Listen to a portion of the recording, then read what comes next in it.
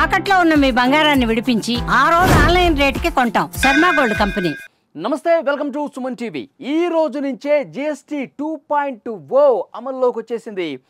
ఏ వస్తువులు తగ్గబోతున్నాయి, ఏ వస్తువులు ఏ మేరకు తగ్గబోతున్నాయి అన్నది కూడా చాలా స్పష్టంగా ప్రజలకు అర్థమైపోతుంది.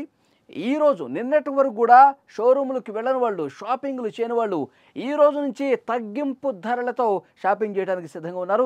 చాలా షోరూమ్స్లో ఈ పండగ సందర్భంగా ఏదైతే బైకులు కావచ్చు, కార్లు కావచ్చు, ఇతర ఎలక్ట్రానిక్ ఐటమ్స్ కావచ్చు బుక్ చేసుకుందాం అనుకున్న వాళ్ళు కూడా వెయిట్ చేశారు. షోరూములు వెలవెలబోయినాయి.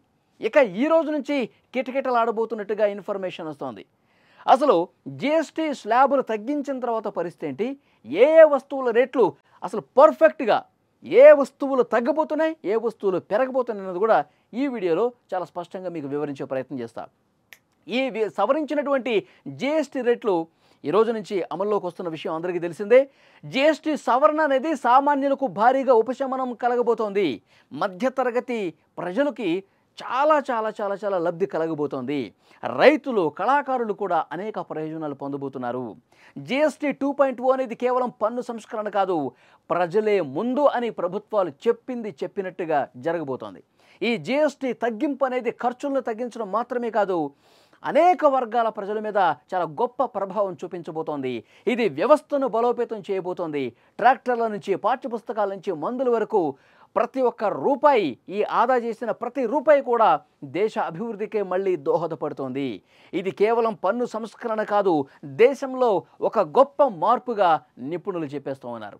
అయితే ఈ జిఎస్టీ సవరణతో పేద మధ్యతరగతి సామాన్య ప్రజలందరూ కూడా వెయిట్ చేసేది ఏం తగ్గుతాయి, ఏ ఐటమ్స్ భారీగా తగ్గింపు జరుగుతుంది, ఎక్కడ ఉపశమనం కలుగుతుంది, ఎక్కడ లబ్ధి కలుగుతుందో ఒక్కసారి ఆ వస్తువుల పేర్లు కూడా మీకు చెప్పే ప్రయత్నం చేస్తా. పాశ్చరైజ్డ్ పాలు కావచ్చు, వెన్న, నెయ్యి, పాల స్ప్రెడ్లు, పనీర్, రోటీ, చపాతీ, పాపడ్, పాస్తా, నూడిల్స్, పేస్ట్రీలు, కేకులు, బిస్కెట్లు, కార్న్ఫ్లేక్స్, స్టీల్ గిన్నెలు, నమ్కీన్, భుజియా, మిక్చర్ ఇలాంటివి ఇవన్నీ కూడా బాగా తగ్గే అవకాశం ఉంది. అంటే ప్యాకేజ్ చేసినటువంటి ఇలాంటి వస్తువులు.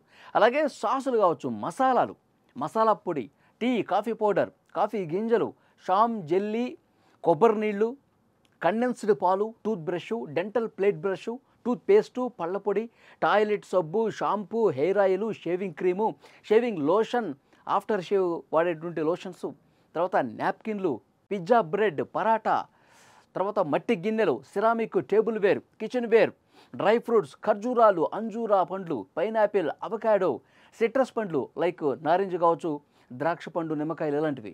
అలాగే డ్రై ఫ్రూట్స్ గింజల మిశ్రమాలు ఇవన్నీ కూడా తగ్గిపోతున్నాయి. బ్రెజిల్ గింజలు, చక్కెర స్వీట్లు, చాక్లెట్లు, బేకరీ ఉత్పత్తులు, ఐస్ క్రీంలు, సూపులు, రసం, టమాటా పుట్టగొడుగు నిల్వలు, వెనిగర్లో నానబెట్టిన కూరగాయలు, ఈస్టు, బేకింగ్ పౌడరు, తర్వాత వెజిటబుల్స్, ప్రోటీన్స్తో కూడినటువంటి వస్తువులు, అలాగే ఎక్స్ట్రూడెడ్ నమ్కీన్, కొబ్బరి వెన్న, కొబ్బరి నూనె, కొబ్బరి పొడి, మాల్ట్, బార్లీ, కూరగాయల రసాలు ఇలాంటివి ప్రతిరోజు మనం ఉదయం లేచిన దగ్గర నుంచి మన ఇంట్లో ఏవైతే వాడుకుంటామో, వంటింట్లో వాడుకునేటువంటి వస్తువులు, మన నిత్యావసర వస్తువులు ఇవన్నీ కూడా భారీగా తగ్గబోతున్నాయి. ఇక్కడ ఈ పాయింట్లో పేద మధ్యతరగతి ప్రజలకు భారీ ఉపశమనం కలగబోతుందనటంలో ఏమాత్రం డౌట్ లేదు.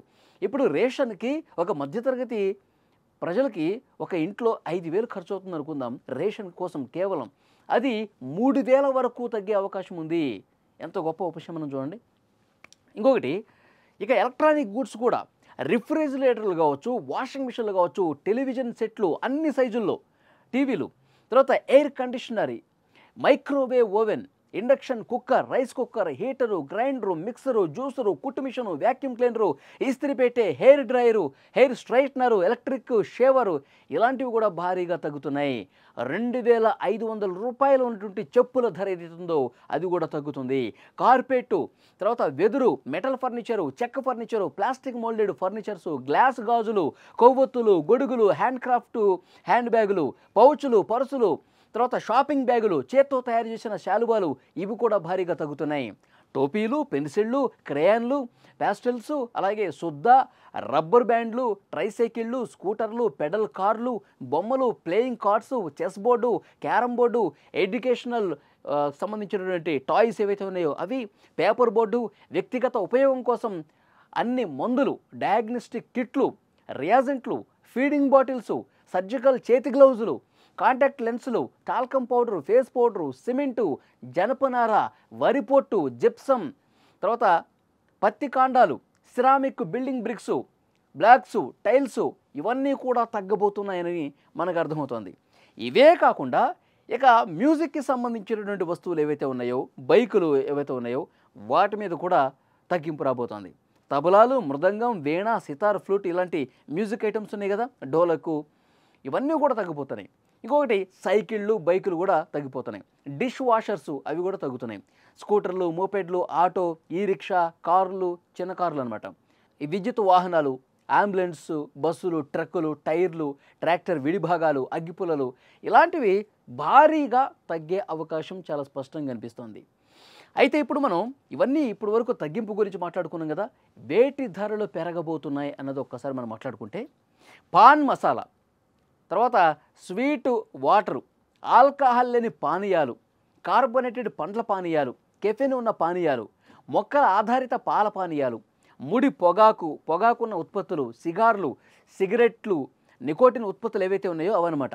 బొగ్గు బ్రికెట్లు, బొగ్గుతో తయారైన ఘన ఇంధనాలు, లిగ్నైటు, మెంథాల్ ఉత్పన్నాలు, బైక్స్ 350cc కంటే పైన ఉన్నవి. ఇంతకుముందు 350cc కంటే కింద ఉన్నవి బైకులు తగ్గుతున్నాయి కదా, ఇప్పుడు 350cc ఉన్న పైన ఉన్నటువంటి బైకులు, ఎస్యూవీలు అంటే కొంచెం పెద్ద కార్లు, లగ్జరీ కార్లు, రివాల్వర్స్ అండ్ పిస్టల్స్ లాంటివి, ప్రైవేటు జెట్లు, వ్యాపార విమానాలు, తర్వాత హెలికాప్టర్లు, షిప్స్ ఇవన్నీ కూడా భారీగా ధరలు పెరిగే అవకాశం చాలా స్పష్టంగా కనిపిస్తుంది. అంటే ఏవైతే హానికరమో, ఏవైతే లగ్జరీస్ ఉన్నాయో వీటి ధరలు భారీగా పెంచింది. ఎందుకంటే పేదవాళ్ళకి, సామాన్యులకి, మధ్యతరగతి ప్రజలు ఇవేం కూడా ఇంట్రెస్ట్ చూపించరు కదా, వాటి జోలికి పోరు కదా, హెలికాప్టర్ జోలికి పోతారా, పెద్ద పెద్ద కార్లు జోలికి పోతారా, పోరు కదా.